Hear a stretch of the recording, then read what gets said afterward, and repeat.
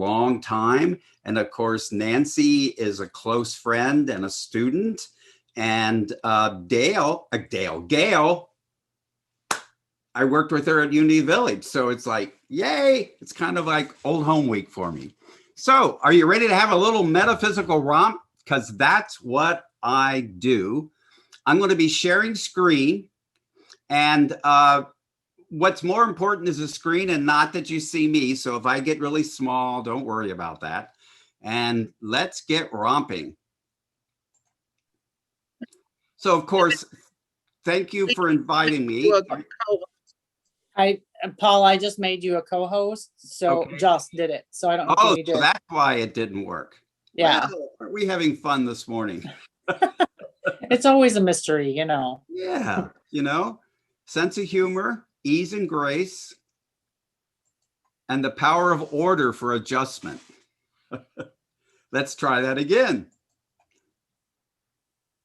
There we go. Well, we're seeing something.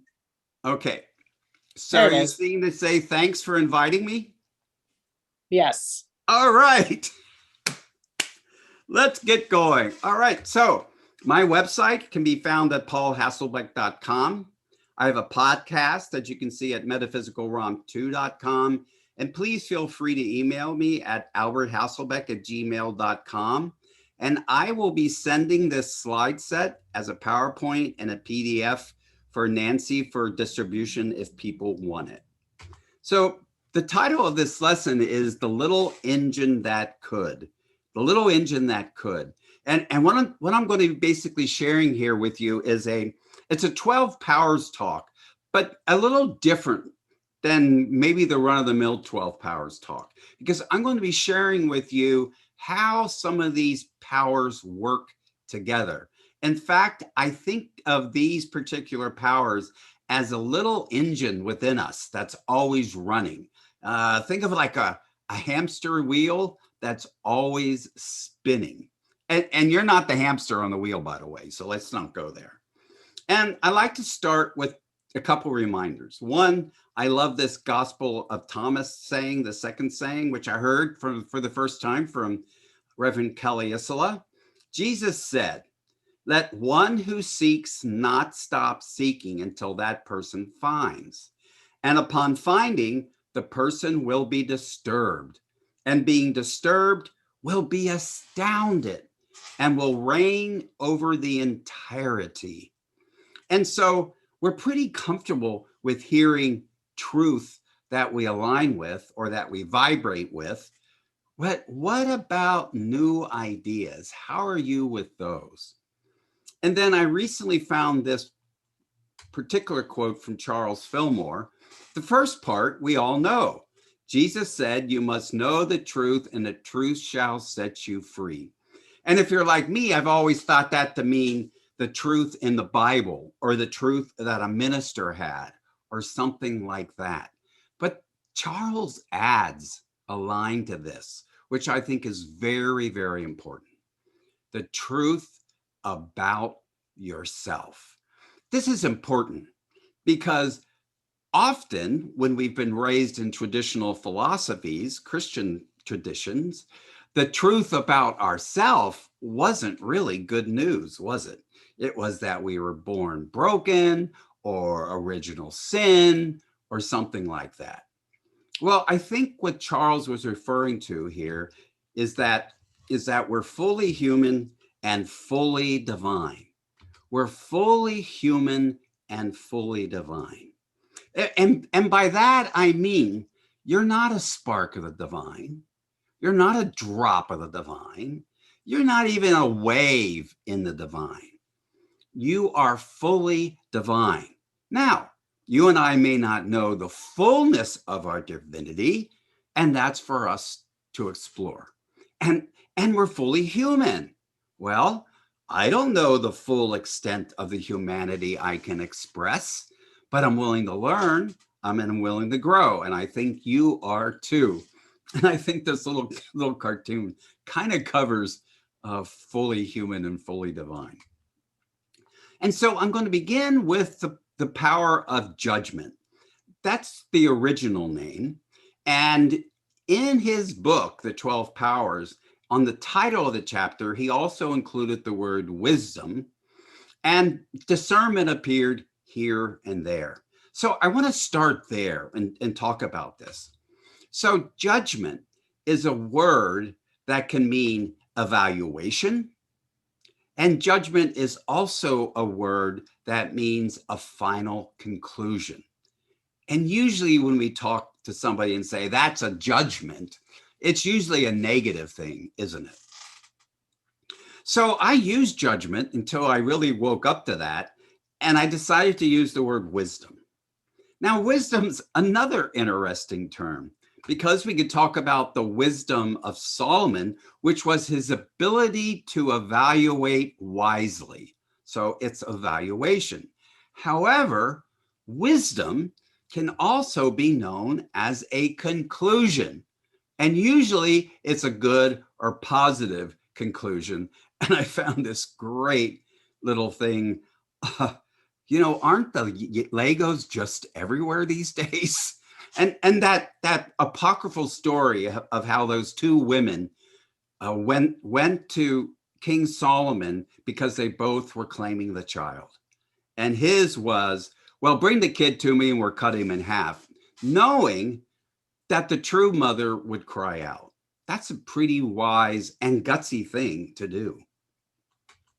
So I've aligned with the word discernment now because discernment doesn't really have the sense of a conclusion, a choice of any kind.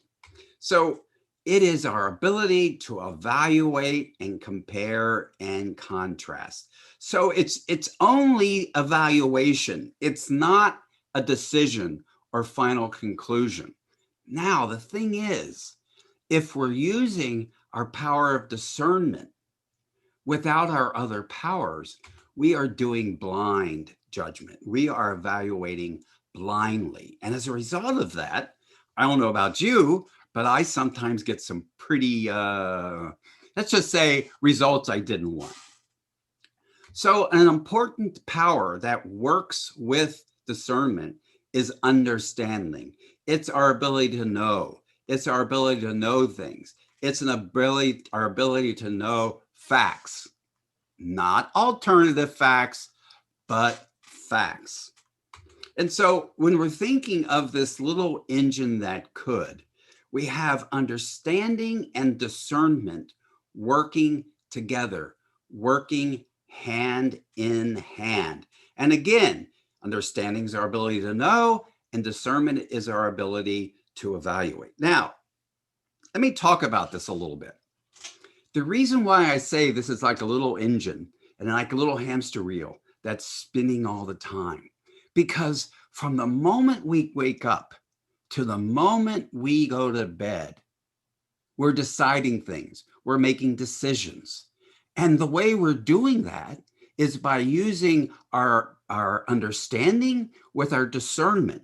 We're comparing and contrasting what we know. And friends, we are doing this both consciously and unconsciously. In fact, I'm going to invite you in the coming week when you're walking or when you're driving somewhere, just notice how your eye falls on something and you name that thing, or you judge that thing, or you evaluate that thing. Just notice that because this is something that's always active within us. And once we know that, and once we know the moving parts, then we can learn to do it better. So these are always working together. And when we're evaluating, when we're just making our discerning, when we're using our discernment and understanding, it's more likely we're going to have outcomes that are better. And so when we're evaluating, when we're comparing and contrasting what we know, then we have to bring in our power of will. It's our executive faculty. It's our ability to choose. So we're comparing and contrasting, and then we choose one thing. And in that process, we also don't choose the others. And basically what we have here is we choose what we want, and we choose what we don't want. So that's the engine. That's what's always running in you. And let me say one more thing about this evaluation process and why it's so innate and why it's always running. Many of you have probably heard the part of this brain that's called our amygdala, and it gets a bad rap sometime. But what I want you to know about that is that your amygdala is basically checking, do I matter and am I safe? Do I matter and am I safe? Do I matter? Am I safe? Do I matter? Am I safe? And you can see that that process requires evaluation. And that am I safe thing is really, really crucial. So when you're walking or you're driving, or maybe you're walking in a part of your city you don't know, well, the reason why our eyes are going here and there is to maintain our safety. We're evaluating consciously and unconsciously our environment. Is that thing up ahead dangerous? Is that tubular thing on the ground a snake? Is that shadow somebody walking up upon me? You see what I mean? So this is an important thing that has developed within us in a way to help us. And let me take this opportunity right now to say that these 12 powers are 12 divine ideas, or we could say 12 principles within everyone. And look, you didn't inherit them. They are inherent. Let me say that again. They are inherent within you. And they're inherent in everyone. Let's do a quick check. And all I want you to do is thumbs up, or just maybe raise your hand or say yes. We're going to go through this quickly. Do you notice you have the ability to believe? Do you notice you have the ability to be strong? Do you notice you have the ability to evaluate? Do you notice you have the ability to desire and harmonize and unify? Do you notice you have the ability to master and control? Do you notice you have the ability to envision and conceptualize? Do you notice you have the ability to know? Do you notice you have the ability to choose? Do you notice you have the ability to adjust and organize and sequence?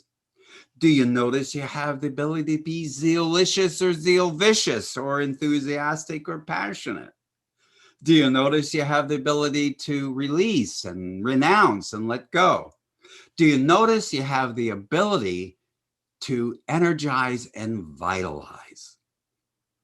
Well, most people say yes to each of those questions. Now, we're not saying how good we're at any of those. It's whether you have the ability or not. And each of those abilities is based on one of the 12 powers that are innate within you. You don't have to get them from anywhere. They are 12 principles that make up the principle which contains all principles. And that principle which contains all principles is one of Charles Fillmore's definitions for God. Okay, so we're thinking of this as like a little engine within us, the little engine that could. And so since a steam engine needs wood or coal to be burned to fire up that water in the boiler to produce steam so that steam engine goes, well, what do you think is the fuel that really gets that evaluation process going? Well, friends, I'm here to tell you it is love. You've heard it. Love makes the world go round. Well, yeah, that's true. But what is the power of love? It is our ability to desire. And when we desire, we're activating the ability of that power within us to harmonize and unify. And so, like I said, when you're walking down the street, when you're just casually comparing and contrasting, that evaluator, we could say, is kind of loafing around. But however, as soon as you and I desire something, we are giving more fuel to that little engine. And so that desire begins driving what we know and our evaluation of it and comparing it and contrasting it. So we get what we want. So that chooser, our power of will, is alive and active within us. And as we compare and contrast, we make choices. So let's say you get up in the morning and you desire a fresh cup of coffee. Well, usually that doesn't take much of a decision, does it? But you go down into your kitchen, and to your horror, you're out of coffee. Now, your decision-making process is starting to go into overdrive. You know you want coffee. You know there's no coffee in the house. And so you're comparing and contrasting. You're evaluating how you're going to get that cup of coffee. Now, you might decide not to get some. Well, I'm here to tell you this morning, that exact thing happened to me. And so I was looking about what I can do. There's a grocery store down the street. There's a Starbucks in the other direction. So yes, indeed, I went and got my Starbucks because I desired that coffee. And so we've been talking about how this little engine in us, the little engine that could, how it operates. You're using your power of understanding to know. You're using your evaluator to compare and contrast. And in that process, you choose what you want and you choose what you don't want. But what happens if that little engine breaks down? And this is really important to know, because if you're having any trouble making a decision, if you're having trouble making a choice about something, it's important to know these powers and where we get off the track on those powers. So let's look at that. Well, I've already told you love is our desirer. And so when we are using our power of love in an under-functioning way, we have difficulty wanting anything. Don't you know somebody and you say, what do you want to have for dinner? And they go, oh, I don't know. Or where would you like to go to dinner? Oh, I don't know. Well, their desire, their love function is not working very well. On the other end of the scale, if my use of my power of love, of desire, is over functioning, I'm indiscriminately desiring lots of things. In fact, Charles Fillmore, one of the co-founders of Unity, said, when we use love without wisdom, love runs amok. Our ability to desire and want goes a little off the rails. And so let's look what happens when we're using our evaluator in under-functioning and over-functioning ways. So when my discernment, when my use of my evaluation function is under-functioning, I have difficulty evaluating. I just can't do it. And then the little engine stalls out. However, in over-functioning, in over-evaluating, I can go into analysis paralysis. I compare and contrast, but get to no conclusion. So now let's look when we're using our power of understanding in an under-functioning way, I have difficulty comprehending things. When it's over-functioning, I know it all. Yep, I know it all. And so when we're not using our power of understanding and wisdom optimally, our ability to make choices, to arrive at a choice, is impaired. And then we got to look at our chooser. Well, if our power of will is under functioning, and in other words, we're using it in an underdeveloped way, then I can't make a decision either. And if it's over functioning, I'll make the choices too quickly. In fact, not consciously using my power understanding and my power of wisdom in an optimal way. So you can see if our use of any one of these powers is impaired in either an over functioning way or an under functioning way, I can get a result I'm not looking for. And the outcome is what we want, isn't it? It's really, we want an outcome. So that's where desire is happening again. So now I hope you have an understanding that you have within you these 12 powers, which are 12 divine ideas or 12 principles that are innate in you. And in fact, you're always using them. So what we want to do is get to a point where we're using them consciously. And to use them consciously, we need to know what they are. And then we have to be using them in a balanced way so that our little engine that could can. And that's where we want to be. So I hope as you go forth this week and you notice where you're walking around and you notice how you're evaluating what you know all the time, I hope you get an idea that you can at any time consciously use this little engine within you, because in fact, it's a powerhouse. Thank you for listening.